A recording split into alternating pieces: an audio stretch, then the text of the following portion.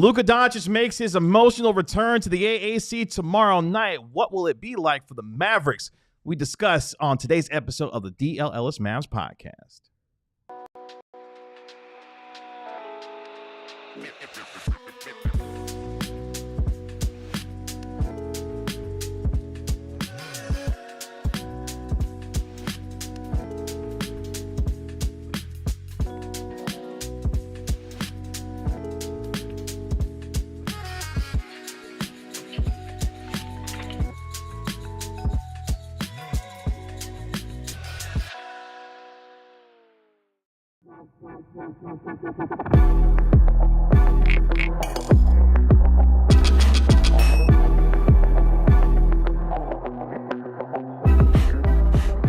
Hey, what's up, DLLS Mavs Nation? It's your man, Kevin Gray, alongside Mavericks beat writer Tim Cato, Mavericks analyst Bobby Corello. Of course, we are DLLS Mavs, your favorite guys, covering your favorite team every single day. Appreciate you joining us here on DLLS Sports as we get ready for the emotional return of Luka Dončić tomorrow night with the Los Angeles Lakers as Anthony Davis and company prepare to face Los Angeles battling for a play-in spot. We've got a lot to get to on today's episode, including our national NBA insider Marc Stein going to be joining us a little bit later on in the show. Breaking news across the association today that we'll get into, and of course some news with your Mavericks. But gentlemen, let's not belabor the time any longer as we bring in our very first guest on this Tuesday afternoon. A ghost. Oh, no. No. Not that guy. He'll be here in a little bit. But we are joined by the co-host of the Locked On Mavs podcast. You can find him on X at Nick Van Exit. He, of course, is our homie, Nick Angstadt. Nick, what's going on? I'm not playing. I'm watching, just like you guys. It's true. It's true. It's true. He did not lie when he delivered that line, Nick. Let the record show. J-Kid was telling 100% true. Man, you were so proud of that. He's got a lot of drops that he's proud of. It's one of my favorite drops of all time. For sure. My favorite one is the one you randomly drop in the No One's Dying clip. That's my favorite one. Which is not true. People do die. That is, so yeah. I'm going to give him veracity on the first one. Sure. He was being truthful. That's true. But the other one, I mean, maybe not so much. Especially if you're in management for the Nuggets right now, apparently. Oof. Yeah, that's right. That's right. Everything is dying over there in terms of the Nuggets in their situation. But how are we feeling? A little more than 24 hours away from the return of 77 in the purple and gold. Your vibes, your thoughts, your feelings going into tomorrow night. The vibes are weird. You hope that it's not a Mavs blowout, but if it is, then all of a sudden this could turn really ugly for the Mavericks. And I think this is going to be a home game for the Lakers. We've all been to the Mavs-Lakers games. There's already a bunch of Lakers fans. There's a bunch of LeBron fans that just show up in his jersey too. Now you have all the Luka fans that have already gotten Lakers jerseys because I've seen them. You guys have seen them. There's been a ton of Luka Lakers jerseys just at regular random games. Imagine this one.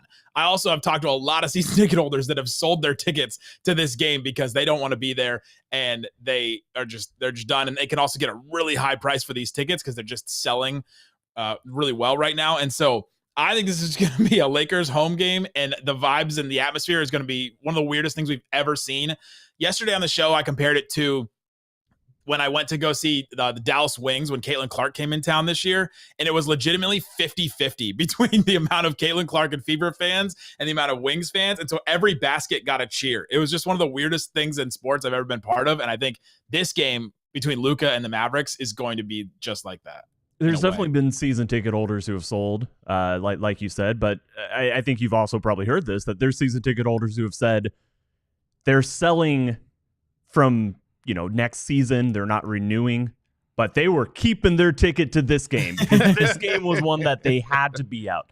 And I agree. I think I don't know what the first half is going to be like, but I think the energy is going to be restless. I think that it is going to have the potential to get rowdy. And if this game goes in a certain direction of the Lakers just piling it on, that is a worst case scenario for what this is going to be like in the arena in terms of, just giving a total green light to anybody in seats in the building who want to, chant, who want to join in. Lakers fans are going to be joining in. They're going to be egging it on. They might be starting stuff that Mavericks fans join in, or vice versa.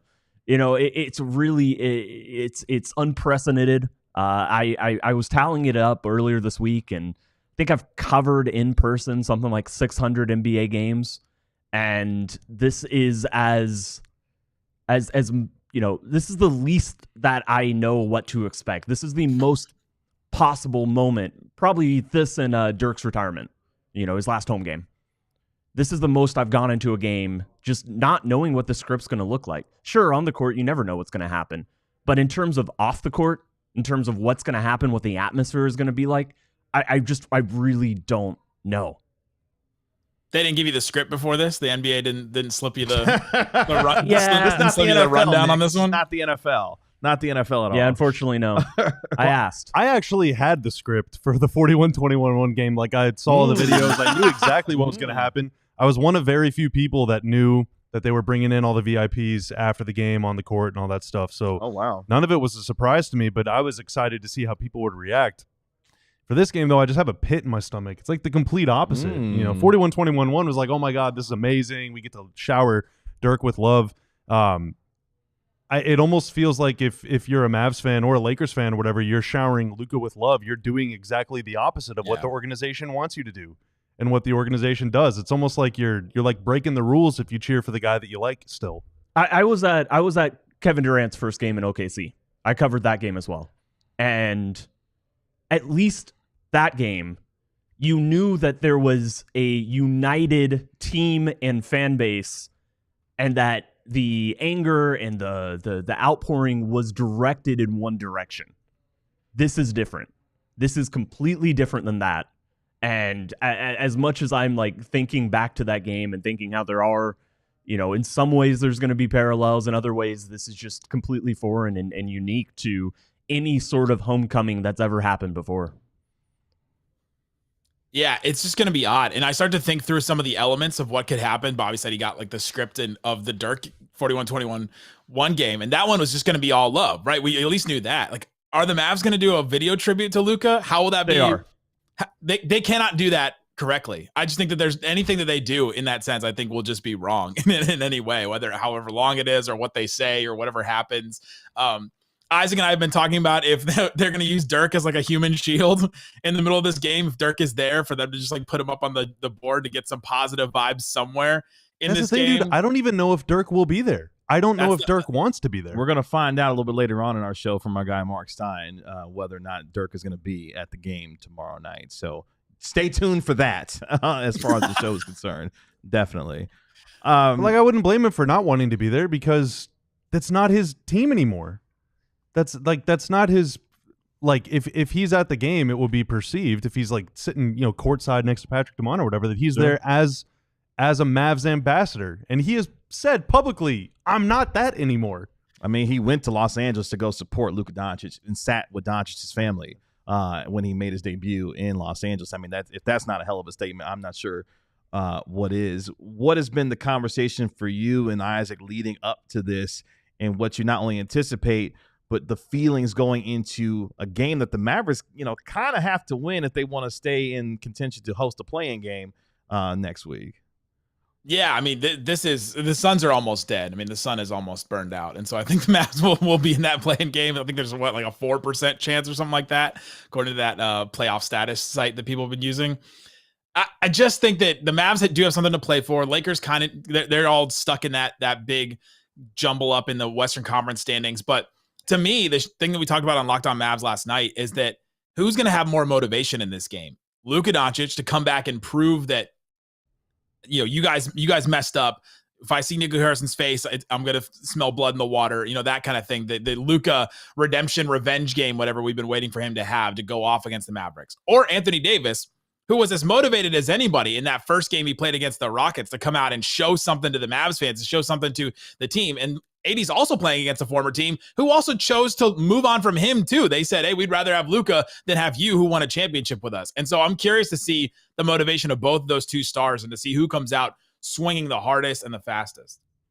I think AD's in a complicated position though, because like a lot of Mavs fans don't really want him here, whereas Lakers fans are overjoyed to have Luka here. So it's almost like AD playing at home is going to be playing in a road gym against the team that doesn't want him. Like, he's got nowhere to look for friends right now. Like, he's got to feel just so isolated and almost like alone, despite the support that I'm sure Nico's giving him. I think it'll still be like 50-50 though. Cause I mean, we've all been to Mavs games. There's a bunch of people that are just there to see a basketball game, right? Like, I think a lot. It's probably gonna be 90-10. Like, I'm not gonna lie. 90-10. Yeah, man. Like, just how jarring is it going to be when a Mavericks player hears 20,000 people screaming at the top of their lungs for every Luka basket, and don't let Luka call AD out on the screen, drop him on his knees, and then drops a step back 3-pointer on him. Oh, make him hurt his groin. Like, it's going to be insane in there. Like, that's what I'm saying. Like, these are the scenarios that could potentially play out. Like, I envision tomorrow on the first 3 plays of the game, at some point, he's going to call AD up for a screen. He's going to call Gafford up for a screen. Eventually, when Lively gets up there, he's going to call each and every one of those centers out and try to drop them. Hang on, though. He may not have to. Dallas started after the first possession of the last game against the Clippers. Anthony Davis was James Harden's primary matchup because Dallas starts without like obvious point of attack defenders. Anthony Davis may just be the opening matchup against Luka. Like it's just get it out of the way. If you look at how they're setting up their defense, how they set it up against another team with 3 creators. It is plausible that is the actual defensive strategy going into the game. And just think about the crescendo that will go up when AD gets called out there and Luka is about to try to do dancing with Anthony Davis. Like, those are the moments that I'm anticipating, happening in the first few moments of the game tomorrow night. It's just going to be weird. It's just going to be weird no matter what happens, and it's going to be one of the most unique and regular season NBA games in April in a long time, maybe ever, because of the circumstances. I mean, Tim, you mentioned the Kevin Durant returning. There's LeBron returning to Cleveland. Like, this is also not that either. Like, this is something completely different where the team chose against the fans' wishes to move on from a star that they had created this kind of bond with. And obviously we've rehashed it a million times on our shows, but it's just such a unique thing. I'm so curious to see where Nico Harrison's going to be, because we know he's been hanging out. He's been hanging out in that little tunnel behind the scorer's table, but he didn't really show his face in that first game against the Rockets for obvious reasons. But I'm curious to see if he's going to be around. They let fans in like an hour and a half early. Is Nico going to be walking around the court pregame? Is there a moment where he talks to Rob Pelinka and all of a sudden that's the photo that just goes viral after?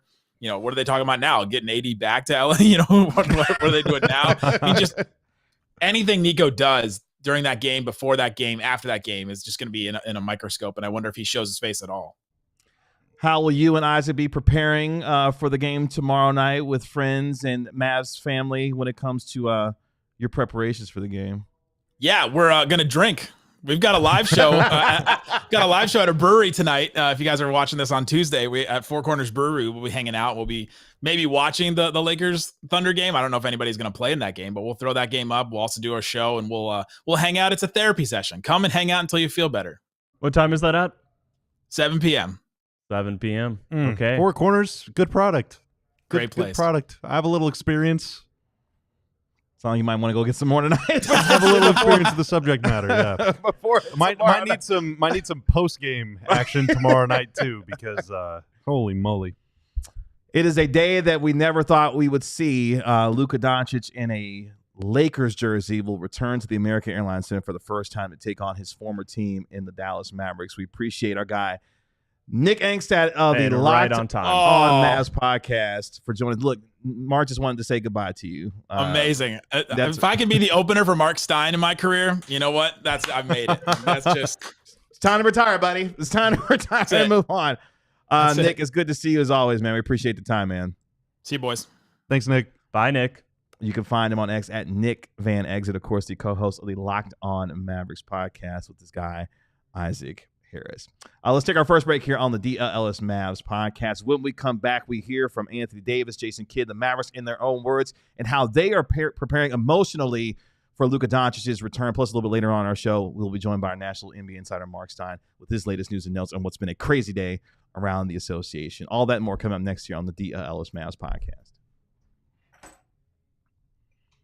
But if you want to put your ball knowledge to the test, you've got to do it with Sleeper. The best fantasy league platform out there allows you to put your ball knowledge to the test by picking whether your favorite or least favorite players will have more or less than their projected stats each week. If you're going to be watching the Lakers take on the Oklahoma City Thunder tonight, I'm going to take SGA to score at least 35 points in the game to help me win when it comes to Sleeper. With Sleeper, the more picks you combine, the more you can win, all the way up to 100 times your money. Sleeper keeps you in the loop with instant alerts for breaking news and major injuries, so you can stay ahead of the game and keep track of league updates in real time, so you're always ready and informed to outsmart your friends. So if you think you have what it takes, new users can download the Sleeper app and use code DLLS Mavs to get $55 off and free entries when you place a $5 contest. You can apply it to any contest as well. It doesn't have to be your first. Remember, terms and conditions apply. See Sleeper's terms of use for details. Currently operational in over 25 states. So check out Sleeper today.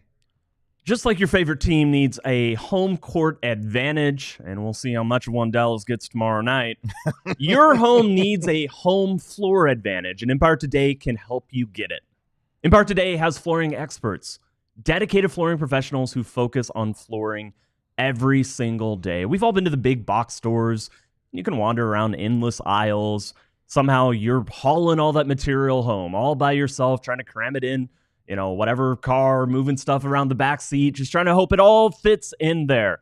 Well, you know what? Those big box stores, yeah, they have a flooring department, but the person helping you with the flooring may have been doing sinks yesterday and could be stocking light bulbs tomorrow.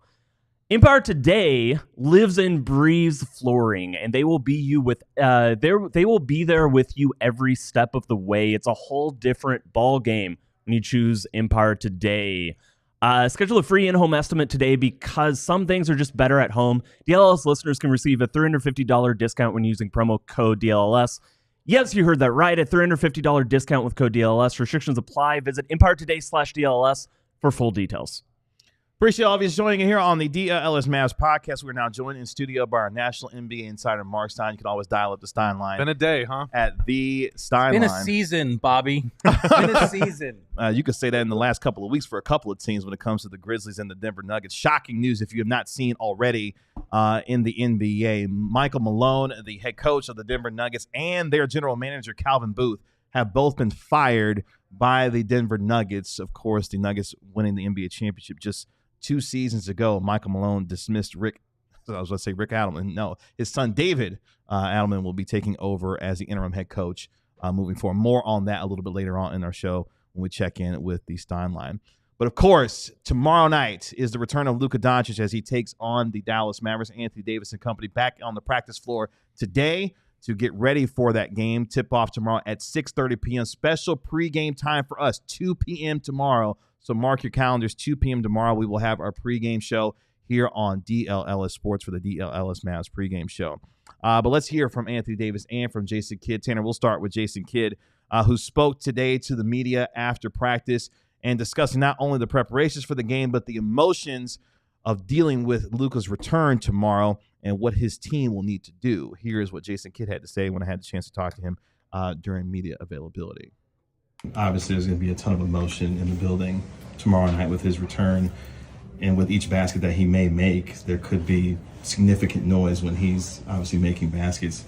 How have you messaged with your team about guarding against doing too much or just staying within yourselves, knowing that there could be some different emotions given the kind of atmosphere that's going to happen tomorrow? Yeah, I think understanding the emotion and, for his return, I think it's just about the game. He scores, take the ball out, and go the other way.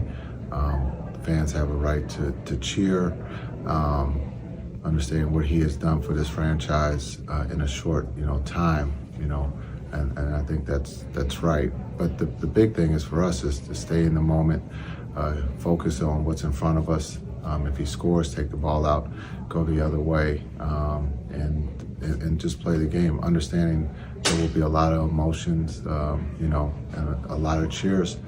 Also, the Lakers travel well.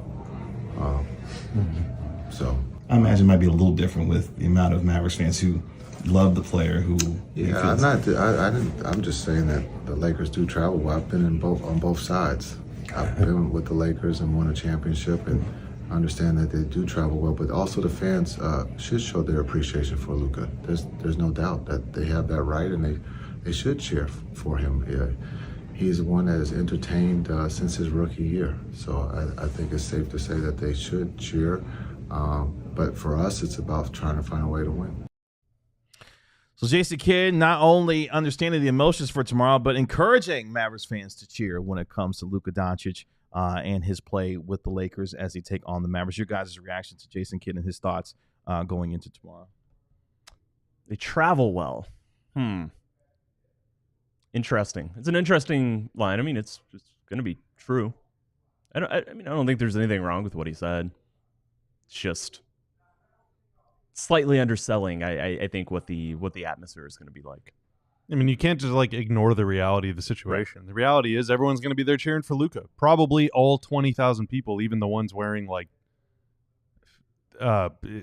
Derek Lively jersey. I'm trying to think of players they'll be wearing jerseys of that aren't Luka. I really want to see how the team handles this, because I know you guys know I've just been locked in the bunker ever since the last time we were together. I put out pieces Sunday and Monday, really long pieces on my Substack about this. One of the things I touched on in yesterday's piece was, based on everything I'm hearing, as a franchise, as an organization, they're really wrestling with what to do, because this is not a lovey-dovey reunion. Like, everything is still very, very raw. So how festive and celebratory can the Mavs really be? And, Bobby, you might have more insight on this than any of us, since you've been inside those walls and know those kind of discussions, because it's not a warm and fuzzy reunion. It is still a very raw reunion with a lot of emotions on both sides. And most of all, take the two teams and the trade participants. Well, you can't take them out of it, but just the fans. Like, this trade has been received so poorly among the fans. And I think the only thing we know, Luka is going to be showered with absolute love tomorrow. That much we know. But to me, almost everything else is a wild card. Like, do you just run your typical tribute video? Do you run separate tribute videos for Luka and Moxie Kleba? Do you run a video with them together? I think that would probably really piss people off if that were the case. Oh, don't forget Markieff. And Keith. No, and Keith was, he was more integral to the culture than Luka, depending on who you ask. He saved the season a year ago. he was a very beloved figure here, and especially Kyrie. I mean, you saw the way that Kyrie Irving would hug Markieff Morris before every game, and that was a guy he had been with before in Brooklyn, and I think Keith too is missed. I've heard one thing they've considered is, do you run messages on the Jumbotron from fans? Like, so I don't know how it's going to go, but I'm really curious to see kind of how they play it, because again, I mean, this is so different than all these situations in the past, because the player did not choose this. And just, I'm going to give you guys a spoiler alert of my next piece. Honestly, for me, there's no exact comp to the Luka trade. There just isn't. And Super Kev saw me doing this. He saw me huddling with Dominique Wilkins last week. The Dominique Wilkins trade, I'm partial to it because it was the first thing I ever covered in the NBA. Literally happened 10 days into my beat writing life. But I do think there are similarities, because even though Dominique was in his 30s and was 11 years in the league at that point, he was the Hawks. Dominique Wilkins, to this day, might still be the most popular athlete in Atlanta. And the Hawks, without warning, traded him to the Clippers, which was a purgatory at the time. This was not the Steve Ballmer Clippers of opulence playing in the Intuit Dome with all their fancy bells and whistles in that arena. And so I talked with Dominique when he was here last week, broadcasting the game. Now, Dominique is back on Hawks. He's doing TV with the Hawks. I don't think we're ever going to see Luka doing Mavs TV. Or anywhere, honestly. I don't foresee that happening down the road. So, like, Dominique and the Hawks did mend those fences, but, like, just that's a scenario in my head. And I was an 80s kid who, before the NBA went really, really, really national, to have Hawks games, like living in Southern California, and you would get extra Hawks games on TBS. So, like, watching Dominique was a massive part of my high school experience, and in my friend group, Dominique was royalty.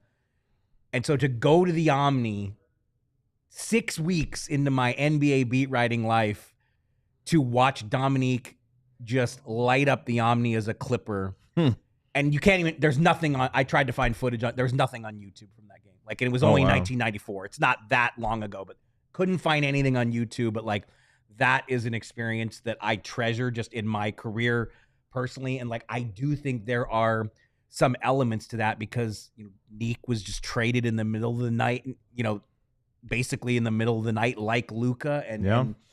And like I said, tomorrow, we know Luka is going to be showered with love from Mavs fans, and how many ever Lakers fans burst through the doors. Sure. But like everything else to me is a wild card. Anything from the organization is just going to feel hollow. That's the thing. Like, what you could play a half-hour tribute video for Luka of all his cool highlights and stuff, and people would still be like, yeah, it's just doesn't really do anything for me. That's not enough. Doesn't really feel genuine or authentic.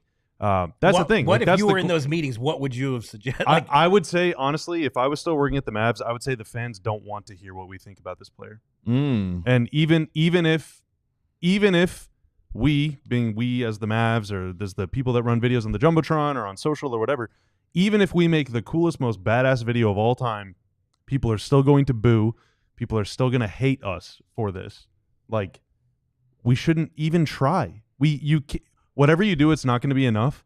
So if it's a fan video, that's cool. Let the fans say what they think about Luka. Sure. Because nobody, and I mean nobody, wants to hear what anyone associated with that organization thinks about that player ever again. Particularly the way that the organization has handled things on his way out the door. I can only imagine anything coming from the team in that setting would not feel genuine in any respect, given the way things have been reportedly handled by the organization.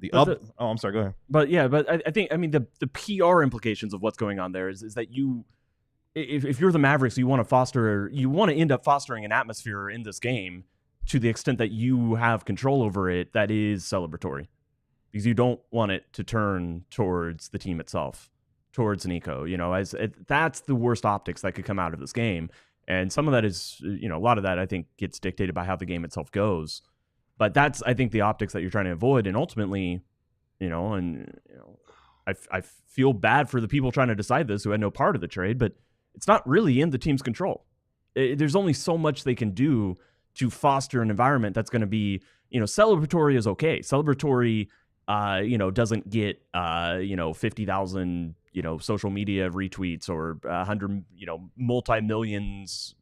million engagements. What you want to avoid is the idea that, people are trashing your product, and, that you have to elevate, that you have to stand by, and the people who are in these roles, this is their job. They had nothing to do with the trade, but this is their job to try to, elevate and avoid the criticism that very well may be coming tomorrow. Yeah, but after the video ends, it's just going to be, people will just yell "Fire Nico." The term is hijacked. They're not gonna clap. They're not gonna cry. They're not gonna do anything. This is kind of what I mean. Like the game will be hijacked tomorrow. You could almost make an argument they should be playing something positive about Luka every single time out, because then at least there's some motivation for the fans to just cheer for all the Luka that they're seeing. Self-own. It is. Yeah. But is that better than we're an gonna entire play highlights of the guy that we got rid of? Better than an entire arena chanting "Fire Nico"? What you can't do is stand on the edge of the ocean as a tidal wave is coming toward you and just shake your fist and say, "Stop that!" Hold up a sign and protest and say, "Don't run me over." I'm anti-ocean, anti-tidal wave. Stop doing this right now. There's no right answers here. Yeah, and showing a 1.5-minute video during the first time out is not. It's not going to do anything but just piss people off. It's over. And as a former employee of that organization, as someone that has been involved in making these tribute videos very often in the past, those people were robbed of the opportunity to give Luka the send-off that they wanted. The digital team was robbed of that opportunity. The people that would have made the coolest tribute video ever, if Luka ever left in free agency or retired, were robbed of the opportunity to make a genuine video that will be received with the kind of emotional gravity and weight that it deserves. They were robbed of that by their boss and by their boss's boss and by their former boss. Those guys ruined it for them. So something tells me that if they do go the fan thank you video route, that those will be heavily screened videos. Oh, absolutely. Of course. Absolutely. Again, Absolutely. Tomorrow's game, and it's something that happens in pro wrestling and other things, this game will be hijacked by the fans. The fans will do what they're going to do. There will be fire Nico chants. There will be all kinds of things said by fans who want to let their feelings and voices be heard about how they feel about this trade, and to do so with that player back in the building so that he is able to feel the emotions of what fans are feeling based on the fact that he's not here anymore. So there should be no trying to control of what happens tomorrow. Whatever happens is going to happen within some reason when it comes to fans, and that will be what is discussed coming out of the game in a lot of ways, even with whatever happens on the floor between these two teams. Coming up on the other side of the break, we'll hear from Anthony Davis, his thoughts and emotions going into tomorrow's game. The other player that had no idea that he was going to get traded in the middle of the night. What is he thinking going into tomorrow night's game? And a little bit later on, we'll dial up the Stein line with our NBA insider, Marc Stein. All that and more coming up next on the DLLS Mavs podcast.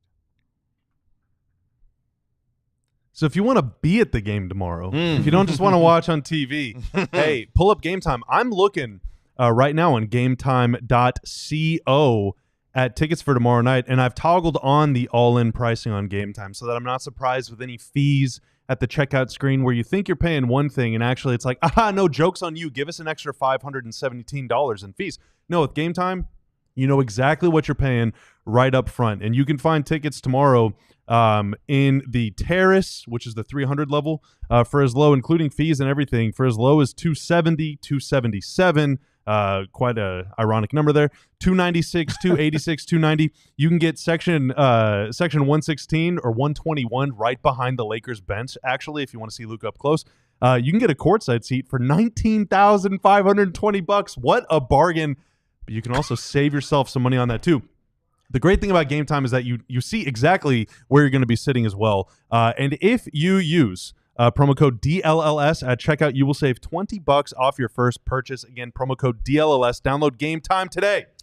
The richest weekend in rodeo is only a couple of days away as the American Rodeo returns to Globe Life Field. Don't miss the world's top rodeo athletes compete against the brightest rising stars in the sport for over $3 million in prize money. World champions Haley Kinsel, Stetson Wright, Jackie Crawford, Casey Field. Don't worry about the cowboy hat. To return to Globe Life Field with an American Rodeo title on the line. He's going to put it on my head anyway. Come for the rodeo and stay for the party. Howdy, partners. The hottest stars in country music take the stage all weekend long, featuring country music stars Bailey Zimmerman and also Riley Green and Ella Langley. So grab your boots and your hat like me, and we'll see you at Globe Life Field April 11th and 12th. It's back-to-back nights of unmatched competition at the American Rodeo. Friday is the final qualifying round where dreams are made or broken. And Saturday is the championship round where the best go head-to-head for the ultimate title. One weekend, 2 unforgettable nights at Globe Life Field, AmericanRodeo.com. Get your tickets today. Before we continue here on the DLLS Mavs podcast, let's get to a couple of your super chats on this afternoon. We start with Ozzy D on back-to-back super chats. Let's go, Ozzy. Let's go, Ozzy. Let's start with the $4.99 super chat. Mavs fans have Nico in Crypt Keeper mode. He pops his head out the tunnel and pops right back in, only watching the game to hear the fire Nico chant. There will be chants aplenty tomorrow night. I can promise you that. Probably a lot that aren't safe for ESPN might have to pay some FCC fines tomorrow night. By the way, y'all got me out here looking like a black Woody from Toy Story. Man, get this off. Oh, I'll take the hat back now. Get that off of me, man. Sorry, partner. Ozzy D comes back in with the $1.99. Where is your real hat? Who has it? Oh, I got it. It's right here. No. Shout out to Captain Clay. Actually, that looks better. Luka, the $1.99 super chat from Ozzy D. Luka vid with Mavs logos over his face in the works. All right, thanks for contributions. Appreciate you, Ozzy D. I will say, that would be funny. DeRose's team put the Mavs logos over Maxey and Quentin Grimes. Luka turned out to not be covered with a logo at all in that video. Right. It obviously just, people thought that it was him, but it would be funny. A little bit later on in our show, more NBA news that rocked the association less than an hour ago with the firings of Michael Malone and GM Calvin Booth of the Denver Nuggets, and some Mavericks news as well when it comes to Brandon Williams. But as Luka makes his return tomorrow, the other player on the other side of the trade who was blindsided by the Lakers moving on from him, of course, is Anthony Davis. Anthony Davis spoke to the media today ahead of the game tomorrow night where he will face his former team in the Los Angeles Lakers for the first time. Of course, he did not play in the first game that was in Los Angeles. He got a nice tribute from the LA Lakers organization after, of course, winning a championship with LeBron James. I had a chance to ask Anthony Davis, Tanner, about his mindset going into tomorrow night and how he and his team are approaching tomorrow's emotional game. Here's what he had to say. I know you said that there won't be any emotions when it comes for you, but there'll obviously be a lot of emotion in the building.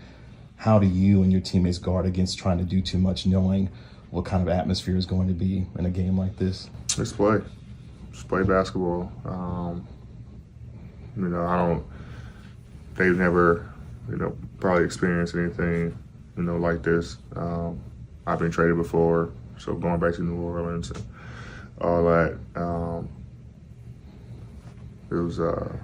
I've been through it, so I kind of know what to expect and kind of know how to funnel those emotions and just play basketball. But that's what makes the game fun. That's what makes basketball and sports fun, entertaining, having games like tomorrow, so in a regular season. So it's going to be fun. Now I do my job as best I can to kind of keep the guys together and not getting too high, not getting too low, but focusing on the game. Just play. Those the initial words from Anthony Davis when it comes to how he and his teammates are approaching tomorrow night's game. Your reaction, Tim, to what Davis had to say there? I mean, they do have to play. They're down to a 9% chance to get the 9th seed, which hosting a play-in game would be certainly more ideal than going to travel to one and then traveling again if you win that one. The stakes of this game matter to this team. Again, we know the stakes are maybe you win 2 games and lose in 4 or 5 to Oklahoma City, but it's still a basketball game. They have to, the professional basketball players have to try to go and play and win. And, it's, for them to be able to do that in that environment, they're professionals. They'll be able to do it, but it's not an ideal circumstance for a team that's, stated goal is to get into the play and is to get the highest seed possible, and is to try to win them both and make it to the actual postseason. It's going to be in an environment that none of them have ever really been in before. There's clips of EuroLeague games and all that stuff, and Dante Exum has played over there, but no one else on the Mavs has played over there. AD played in NBA Finals games in the bubble with no fans in the stands, so that had to be a weird atmosphere in its own right. But playing a home game with 20,000 fans that probably want you to lose, that's a weird situation. This is a really weird situation. So, it's one thing to say no emotions, just go play, just lock in, and we're just playing some basketball. It's another thing to actually do it. 5 to 7-ish minutes into the game, once the adrenaline wears off and once everyone kind of settles in, we'll see what kind of game it's going to be. But, knowing how much juice Luka can come with right out of the gate, on nights whenever he's feeling it, the game might be over by the time the Mavs settle in. We'll just have to see. I mean, obviously, and will we see him play tonight? The Lakers have listed almost their whole team is questionable. Rui Hachimura already out, Moxie's still out, but everybody else is questionable. So them winning that game the other night really helps them too. Right. They only need, I believe, if my math's right, they only need to go 2-2 to finish the season, and they win the 3rd seed. So are they going to make the choice?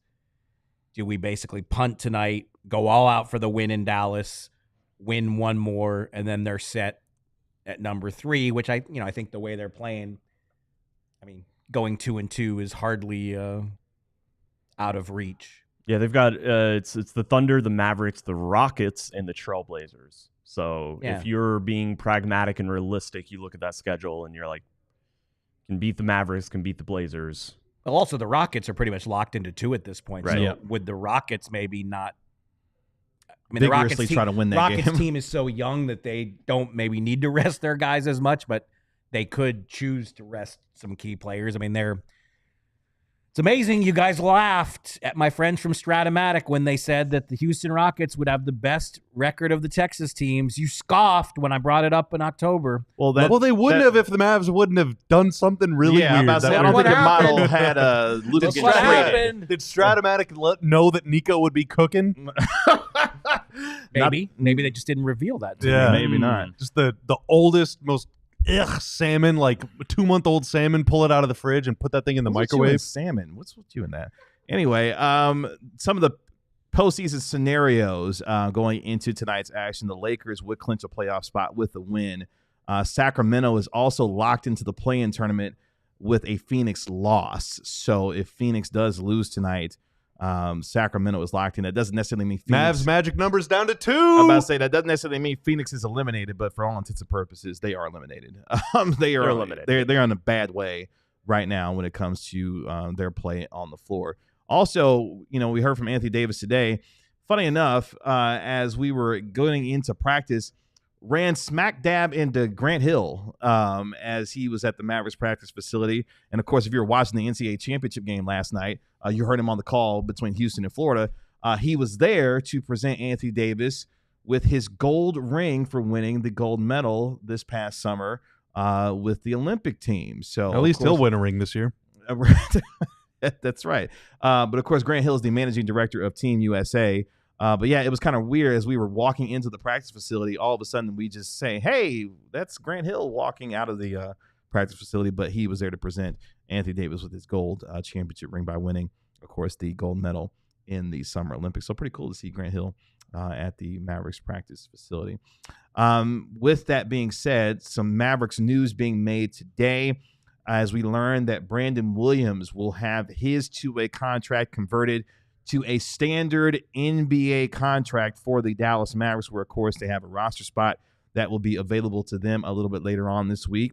And reportedly, they will be choosing Brandon Williams to receive that standard two-way contract. Of course, the Mavericks having a little over $50,000 before hitting that first apron. And, gentlemen, Brandon Williams, who has earned his way onto this roster, will be the one receiving a standard contract from the Dallas Mavericks.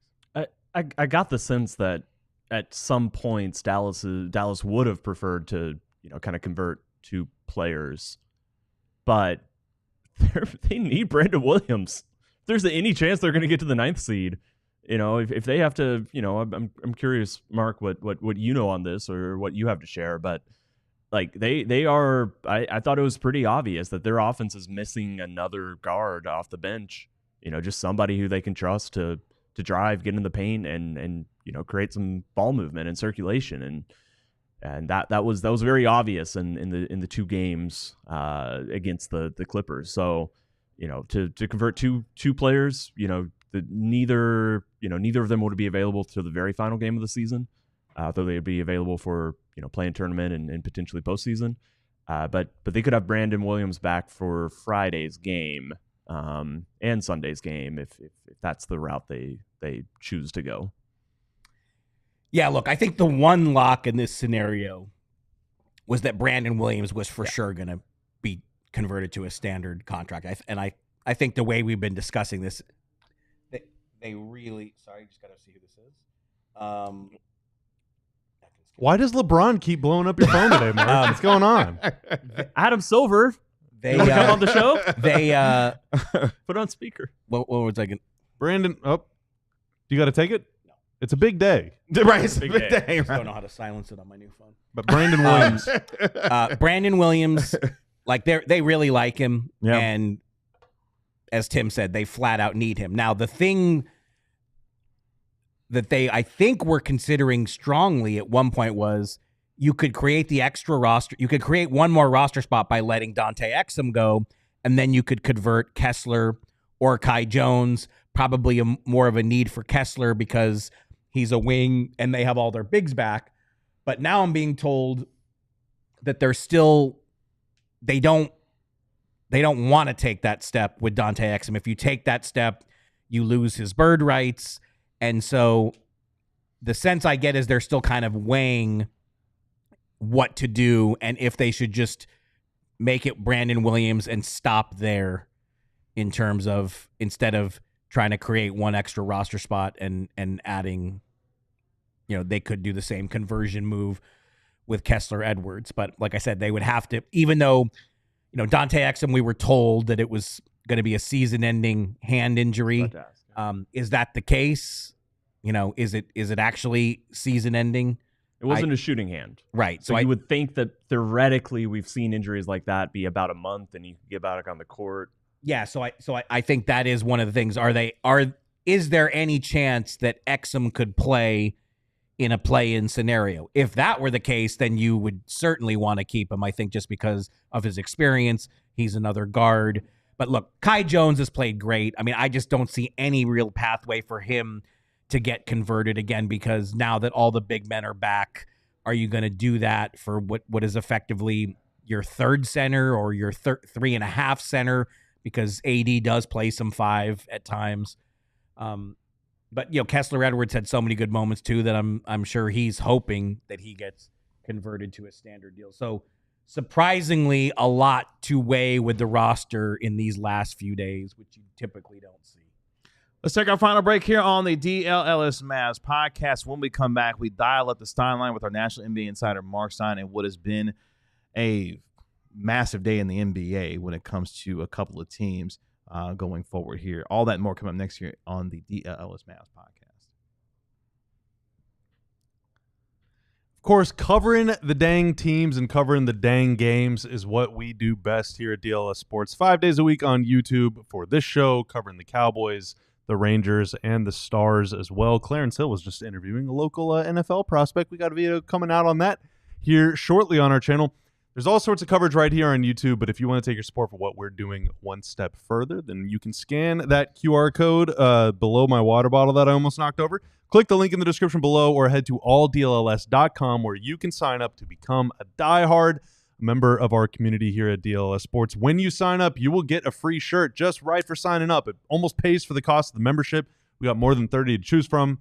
We got a couple more star shirts on the way if you're a hockey fan. You also get a discount on any other gear that you could possibly ever want, including hats that are apparently going to be coming soon. I keep hearing rumors about these hats, but I promise we are going to get some hats very soon. You also get to join the DLS Diehard Discord. You also get to read our website with written stuff. Can I plug a story? Yes. Yeah. Slovenians, and here, headline of a story on alldlls.com right now. Slovenians are thrilled for Luka Dončić's new home. Saying goodbye to Dallas is more complicated. Ooh. I talked to a few Slovenians that I met way back when I visited Slovenia and since have hung out with in Dallas because they used to take trips to Dallas. And while I would say, broadly speaking, Slovenia is psyched to see Luka in Los Angeles and as a Laker, there's still just some bittersweet moments about him not being in Dallas anymore, a place they'd come to love. Yeah. If you want to read stuff like that, and much more on our website. You can become a diehard. You also get a physical diehard card. You get a discount on events too, including our golf tournament coming up next month. And football player man Patrick Creighton is going to be joining that too. Stay tuned for more details. We will give you a little bit more about that tomorrow. I miss his talk. Franco. Shout out to you. He's in the story. Talk to him for it. Love him. Professor is talk. That's right. First 2 words of the story are is talk Franco. Yeah. We love him. I do. Can I say some Brandon Williams stuff real quick? Yes. Sure. I've gone on record saying that I would prefer the Mavs, if they're only going to be able to keep one, prefer the Mavs keep Kessler Edwards over Brandon Williams because I view wing, size, length, versatility, switchable defense, and also his ability to not only shoot a little bit, which he was getting more comfortable and confident in his shot, but also hang out in the dunker spot, give the Mavs some optionality to play small ball, which could matter in a series if you make it that far against a team like OKC, for example. But I'm not a Brandon Williams hater. That dude has absolutely earned his NBA career. Undrafted guy, unheralded. There's still people that are in our chat that are like, Brandon who? I'm sure they're probably being a little sarcastic, but that guy went from literally nobody to now earning an NBA contract, a real deal NBA contract. Guy at his size, he's 6 foot, 6'1", had nothing given to him. Coming into the year, he was their 8th point guard. Yeah. And now all of a sudden we're talking about them on the cusp of a attempted run at the playoffs. They need this. They need that guy. Yeah. So, congratulations to him. Super, super, super well deserved and well earned. I love seeing stuff like that happen for guys that, really have to earn it. And the one thing you hear talked about around the Mavs constantly would be Willis' speed. He just has a blinding amount of speed that stands out at the NBA level. And so I do think they'd like to keep him over the summer, work with him, and see if they can polish other areas of his game. Because yes, he's small, but again, he does have that. He does have those afterburners that you don't typically see. Yeah, and even like if Dante, and if Dante were to come back, Dante is not very fast either. Yeah. I mean, Kyrie was consistently the one tempo pusher, in terms of just physically being faster than other people, and not a lot of that on the roster. And so this is definitely, I love Brandon Williams' fit. I love his, potential to be, probably just as well. Yeah, I can't think of any off the top of my head, but I like his potential, and definitely he is. I'm also a fan. Yeah. And I don't know where I was going with that beyond that. Really, the only other guy on this team that has any speed right now, other than Kyrie and Brandon Williams, is Jaden Hardy, and he's out for who knows how long. Kai Jones. Yeah. Well, Kai Jones is pretty fast, but bouncy. Yeah, and Lively's pretty fast too. But like from the guard spot, Hardy is really fast, but he's struggled to play make. He struggles to handle the ball. He struggles to finish at the rim. Like he kind of struggles with everything. Whereas Brandon Williams can score from all three levels. Can play on the ball, can play off the ball a little bit. And the team's defensive numbers whenever he's on the floor are better than when they're off the floor, which is pretty interesting to me because, again, he's a pretty small guard who's not really known for his defensive prowess, but apparently whatever he's doing is working. Less than 10 minutes left in our show here today on the DLLS Mavs podcast. Remember, tomorrow our special pregame start time will be at 2 p.m. right here on DLLS Sports. We will have all-day coverage of Luka Dončić's return to Dallas as the Lakers visit your Dallas Mavericks. But let's dial up the Stein line here with our national NBA insider, Marc Stein, in studio with us in what has been a dramatic day so far in the NBA as the breaking news with shout out to our DNVR folks who I'm sure in emergency podcast mode right now. They are. The Denver Nuggets have fired head coach Michael Malone, and general manager. Mikey. No, we're not going to do that. You're not going to have him upset with me. And GM Calvin Booth have both been dismissed by the team. With Michael Malone being fired, check this out. 4 of the last 6 NBA coaches to win the finals are no longer with their teams. That includes Nick Nurse, who, of course, won a championship in 2019 with the Raptors, Frank Vogel, who was a consultant here with the Dallas Mavericks with the Lakers in 2020, winning an NBA championship. Mike Budenholzer, who's maybe fighting for his job right now in Phoenix, won a championship in 2021 with the Bucks, and now, of course, Michael Malone, after winning a championship in 2023 with the Denver Nuggets, Marc Stein, is out in Denver.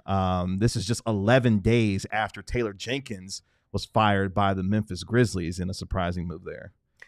Yeah, when Taylor Jenkins was fired, I wrote a whole piece about it because just from a timing perspective, like there's been stuff going on in Memphis going all the way back to last offseason. But before this season, gents, we had never seen an NBA team with a winning record fire a coach with less than 10 games to go in the season. And we have now seen it twice. Like, these are unprecedented changes. And in Toronto, great researcher, Karthika Uthaya Kumar, she helped me with this because this, like, I think I told you guys before, there aren't good databases for coaching stuff. It's really like you got to manually search for this stuff. And Karthika really helped me with the heavy lifting here. And so she found a bunch, there have been a bunch of firings late in the season, but it's always teams with a losing record. Like I had forgotten this one, even though I was already an NBA fan and should have remembered it. Hubie Brown was fired by the Atlanta Hawks with 3 games left in the 80-81 season. But the Hawks were 31-48. Obviously, it was a losing season. The season was over. Before this, Cleveland fired Paul Silas, LeBron's second season. They were 34-30, 18 games to go. But again, Taylor Jenkins fired with 9 games to go. Mike Malone fired with 3 games left? Like, it's just, that's crazy. You never, ever see playoff-bound teams do something this late. And from the Nuggets perspective, like, their ownership, management, always criticized for not being proactive, for being very slow to do anything, for just inertia, is a word you hear. So in a way, this is such a dramatic step out of character for their franchise. Look, things have not been going well in Denver recently. Same kind of rumbles you heard in Memphis, you're hearing about Denver. Has Michael Malone lost the team? I mean, that talk has been out there. I mean, another crazy stat, Nikola Jokic has never had another coach. This is the only coach he has known in his NBA career. So this is not so much for the circumstances because the Nuggets don't look anything like the team that won it all 2 years ago. Now, how much of that is Michael Malone's fault when Jamal Murray has missed so much time? But there's been a lot of defensive slippage there. So I think that's factored into this. But again, just from a pure timing perspective, Tanner's having a good time over there. Tanner's having a good time. From a pure timing perspective, I mean, both of these firings are just wild. I mean, it's unprecedented, honestly. I had to break out the This League hashtag today because it's just, you don't see it. And if I can, you know, I'm sure DNVR is breaking down the level of fault that, you know, Booth and Malone have for creating the situation, and certainly it is some in, you know, different ways. But I don't know. I just think about Denver, and I think that they have the best player alive in Jokic, and that they won a championship, and their owners would not pay the tax to keep players together on a team that was good enough to win the championship. So not good enough. They won it. If I am assessing where the blame starts in Denver, I kind of look at that ownership group and I say, yeah, maybe you should have paid a little bit more money. And if you aren't willing to pay a little bit of luxury tax, if you aren't willing to do that, maybe go let somebody else run that team. I believe the ownership group that is in control of the Nuggets is the wealthiest ownership group in all of American sports. The Kroenke family. I believe they have a higher net wealth, whatever, Ballmer? than even, I think even Ballmer and this is the same family that owns the Los Angeles Rams. I believe they're either number one or number two.